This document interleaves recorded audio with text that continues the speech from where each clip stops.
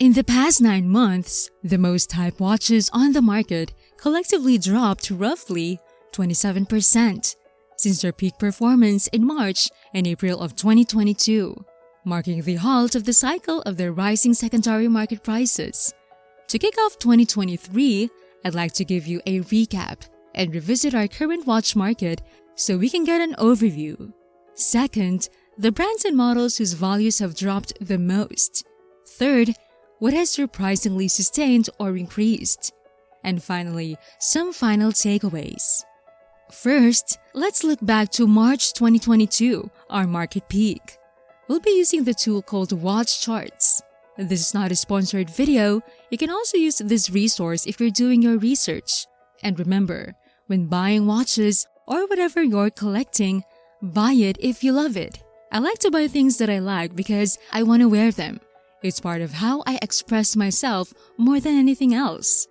Just like why I did this video, to show how consumers behave. By creating a watch market index, Watch Charts calculate the market's health.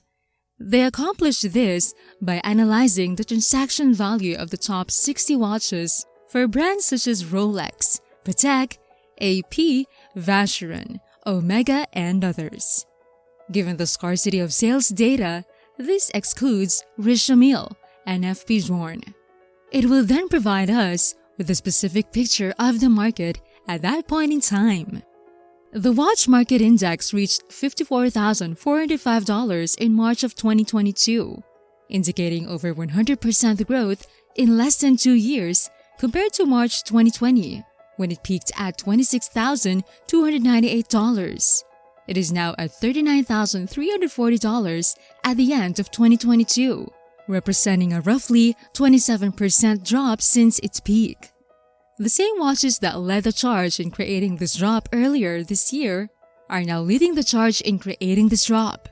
The Patek 59 ADR has seen the greatest percentage drop in transaction value since March, falling 38% from a peak of $342,000 in April to a transaction price of $210,000 as we enter 2023.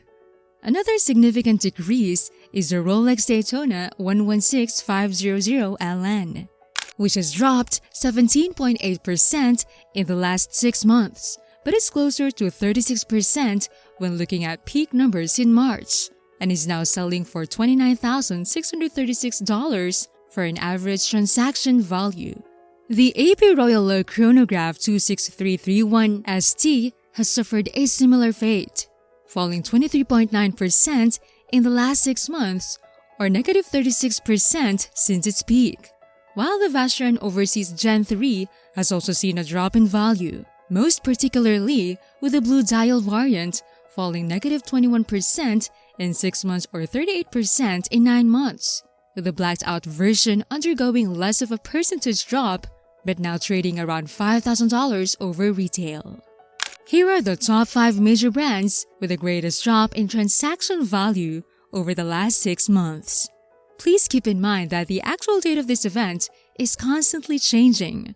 Patek Philippe is down 15.9%, AP is down 14.2%, Rolex is down 12.9%, Vacheron is down 9.6%, and Tudor is down 6.5%. Overall, the top of the market hype watches have seen major changes, but it is still important to note that all of these watches are still trading above retail and are significantly up a 3-year window, so there is probably more room for this to come down. You've watched this far in the video. Thank you for staying with us. If you want to know which brands had an increase in sales and had minimal changes in their sales, watch till the end of the video.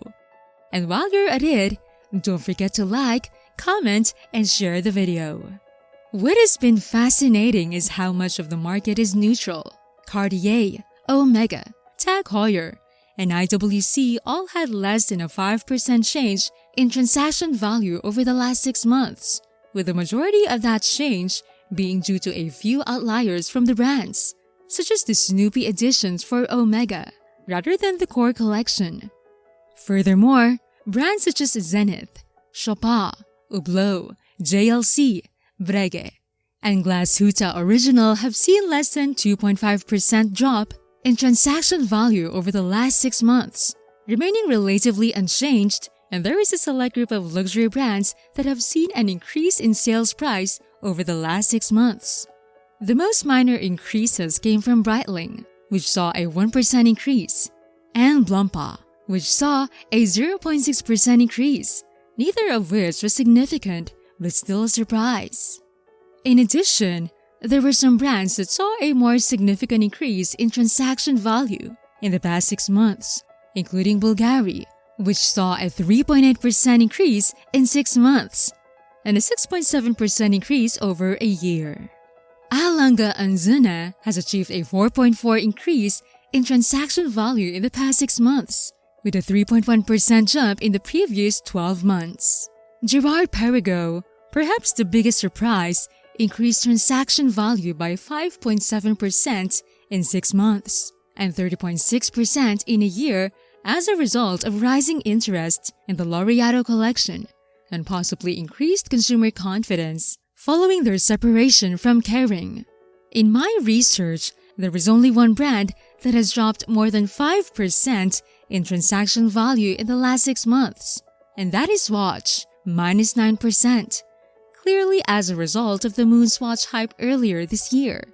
Aside from that outlier, every other brand in the affordable category has seen less than a 5% change in sales price over the previous 6 months, with some even trending upward as a result of likely retail price increases. So, what are the key takeaways from all of this research? In my opinion, the products that have not been affected by hype have remained relatively unchanged for the most part.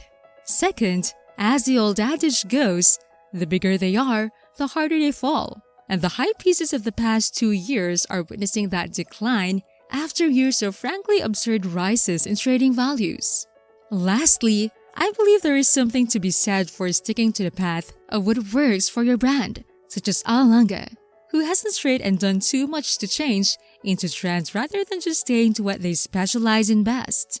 I think people acknowledge when a brand can accomplish this and when something might be slept on and offers some incredible value while others may be disregarding their core audience. What are your thoughts?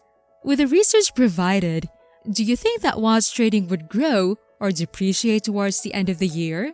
Let us know in the comments section. If you want to see more videos like this, give us a thumbs up and don't forget to subscribe so you can be notified when we release our next videos. If you want to know which are the best watches to buy, sell, or hold this year, click on this video. This has been Megan. Thank you and see you on our next video.